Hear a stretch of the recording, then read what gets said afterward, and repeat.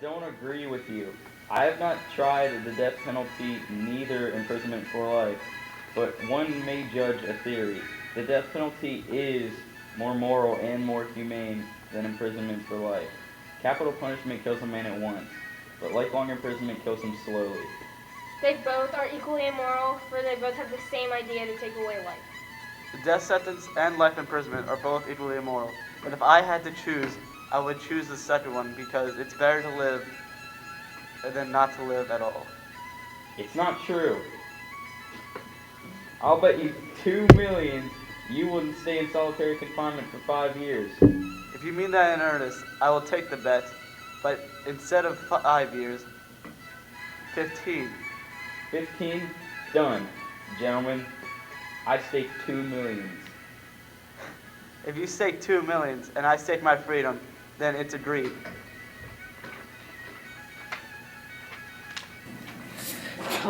It was a dark autumn night. As the old banker was walking up and down his study, he was remembering the day, 15 years ago, how he had had a party one weekend that would change his life forever. What is the good of a man losing 15 years of his life and my throwing away 2 millions? No. It was all nonsensical and meaningless. It was the caprice of a pampered man and on his own part, simple greed and money.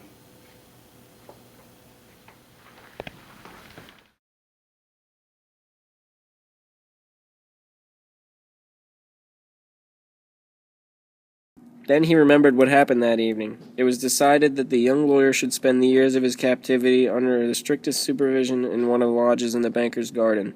It was agreed that for 15 years he should not be free to cross the threshold or the lodge to see human beings and newspapers. He was allowed to have a musical instrument and books, and was allowed to write letters, to drink wine, and to smoke. The only relations he could have with the outer world were by a little window. He could have anything he wanted, from books to wine, at any quantity he could desire. This would begin at 12 o'clock of November 14th, 1885.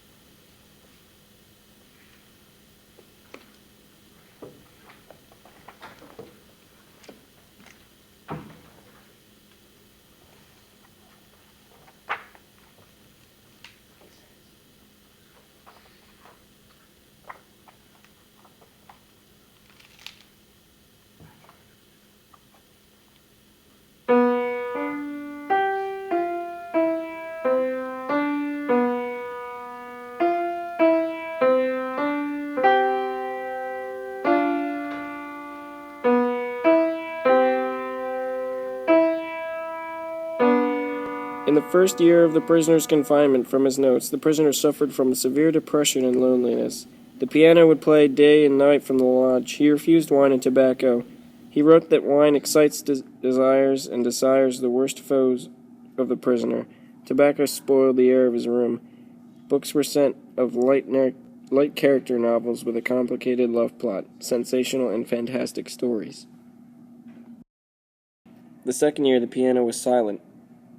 The prisoner only asked for classical books.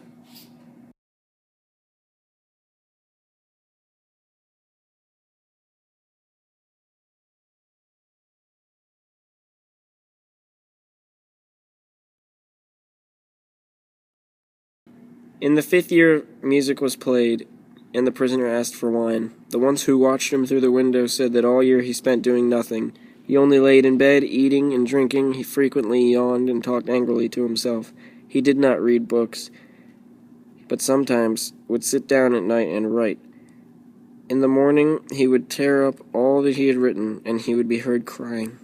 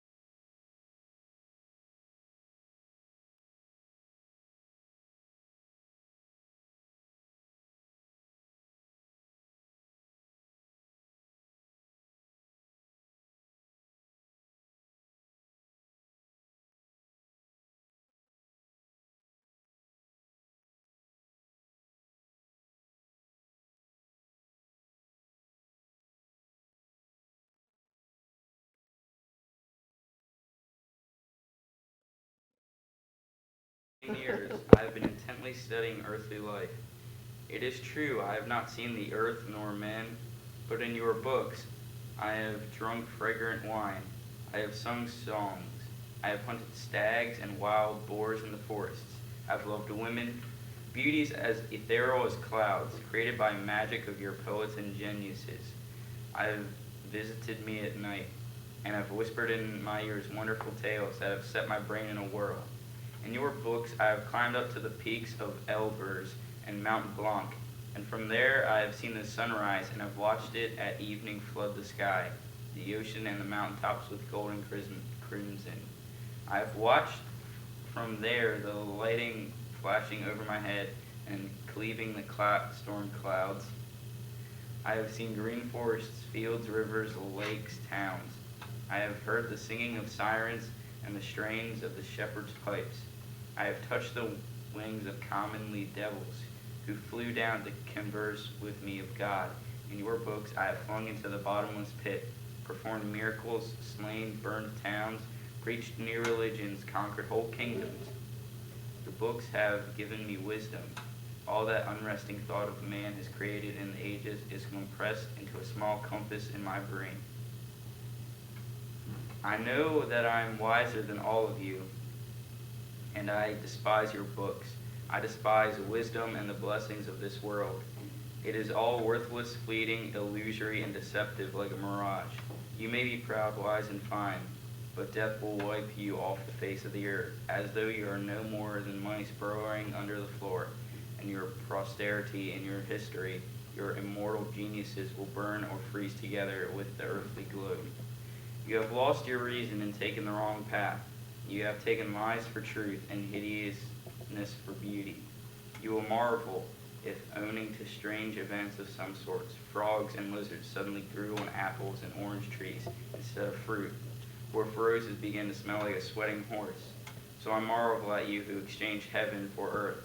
I don't want to understand you. To prove to you in action how I despise all that you live by, I renounce the 2 millions which I have dreamed of a paradise and which I now despise. To deprive myself of the right to the money, I shall go out from here 5 minutes before the time fixed, and so break the impact.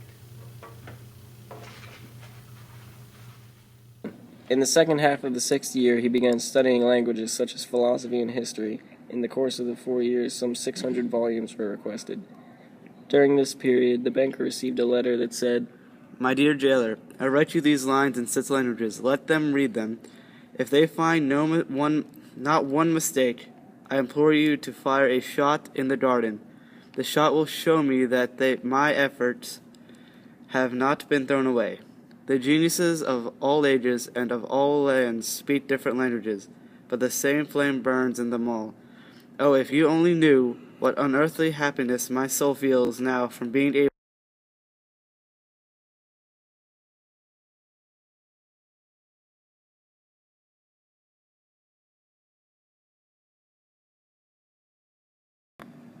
After the 10th year, the prisoner sat immovable at the table and read nothing but the gospel. It seemed strange to the banker that a man who in 4 years had mastered 600 learned volumes should waste nearly a year over one thin book that is easy to comprehend.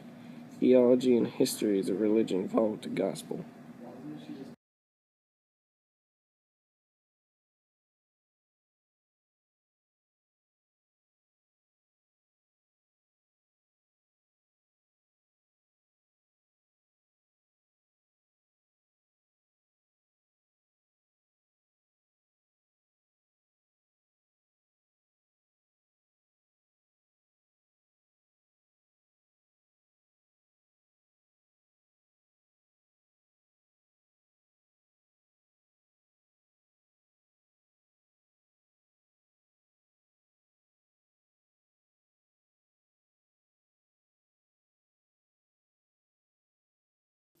In the last 2 years of the confinement, the prisoner read a large quantity of books. He was busy with natural sciences, then Byron, and then Shakespeare. The notes in which he demanded at the same time were books on chemistry, a manual of medicine, a novel, and some treatise on philosophy or theology. He suggested a man swimming in the sea among the wreckage of a ship and trying to save his life, by greedily clutching first at one spar and then at the other.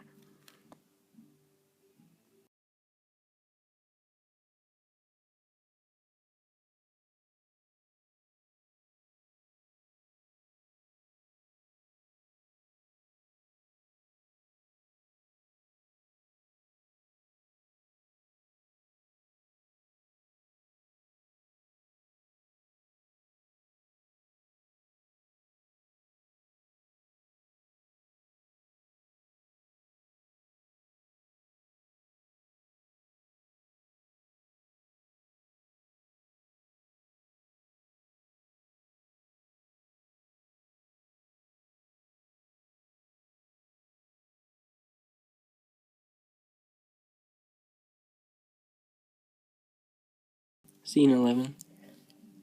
15 years before, his millions had been beyond his reckoning. Now he was afraid to ask himself which were greater, his debts or his assets. The banker was desperate to keep his fortune. He was so desperate, in fact, that he gambled on the stock exchange, a wild speculation, and the excitability which he could not get over even in advancing years. Degrees led to the decline of his fortune, and the proud, fearless, self-confident millionaire had become a banker of middling rank, trembling at every rise and fall in his investments.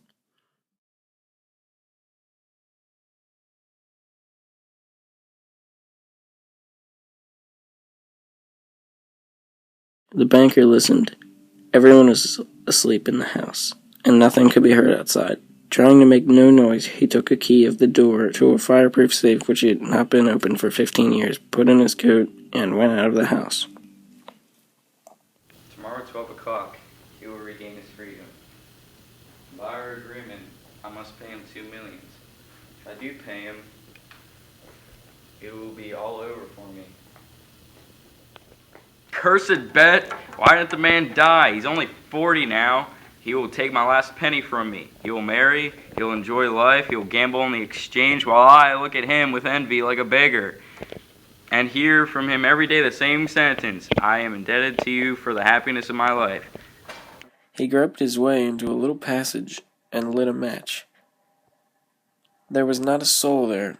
There was a bedstead with no bedding on it. In the corner there was a dark cast-iron stove. The seals on the door leading to the prisoner's rooms were intact. When the match went out, the old man, trembling with emotion, peeped through a little window. A candle was burning dimly in the prisoner's room. Nothing could be seen but his back, the hair on his head, and his hands. Open books were lying on the table, and the 2 easy chairs on the carpet near the table. 5 minutes passed. The prisoner did not move. 15 years' imprisonment had taught him to sit still. The banker tapped at the window with his finger, and the prisoner made no movement whatever in response. The banker cautiously broke the seals of the door and put the key in the keyhole. The rusty lock gave a grating sound, and the door creaked. The banker expected to hear at once footsteps and a cry of astonishment, but 3 minutes passed, and it was as quiet as ever in the room. He made his mind to go in. At the table, a man unlike ordinary people was sitting motionless. He was a skeleton with the skin drawn tight over his bones, long curls and shaggy beards. He was asleep. In front of his bowed head there laid a sheet of paper on the table on which there was something written. And the banker says, "Poor creature, blah, blah, blah." And the last part. The banker took the page from the table and read as follows: "Tomorrow at 12 o'clock I regain my freedom and the right to associate with other men. But before I leave this room and I see the sunshine, I think it necessary to say a few words to you. With a clear conscience I tell you, as before God who beholds me. This I despise freedom and life and health and all that in your books is called good things of the world."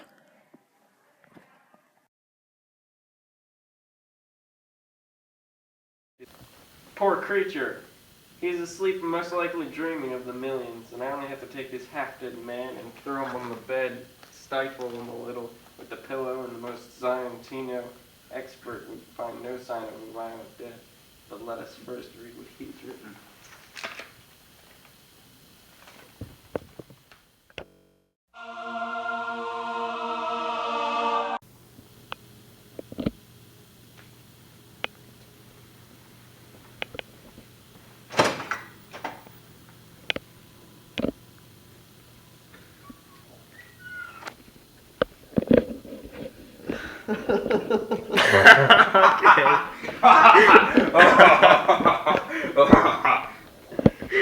I can't do this. This needs to be like 2 minutes long. 2 minutes long. Here, stop it. You started before the beat that time. Alright, just go.